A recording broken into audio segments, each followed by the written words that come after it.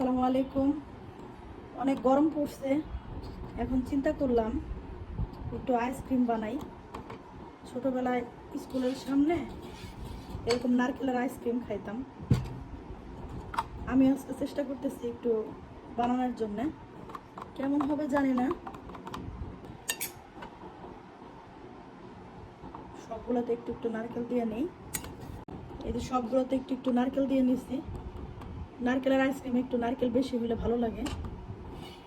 এখন এখানে এই যে দুধ, তারপরে চিনি, কনডেন্স মিল্ক একটু ঘন করে জাল দিয়ে নিছি, সবগুলোতে দিয়ে দিছি।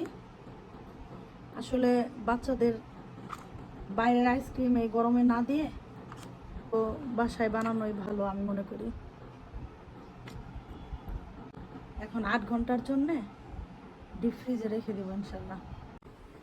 এখন ফ্রিজে রেখে দিব কমপক্ষে 8 ঘন্টা।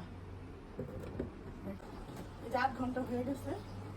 এখন আমি আইসক্রিমগুলো একটু বের করে নেই। এই যে দেখি কেমন হয়েছে।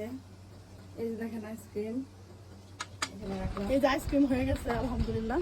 দেখতেও মাশাআল্লাহ ভালো। খেয়ে দেখি, বিসমিল্লাহ। আলহামদুলিল্লাহ অনেক মজা হয়েছে। আপনারাও এই গরমে এই আইসক্রিমটা বানাই খেতে পারেন, নারকেলের আইসক্রিম।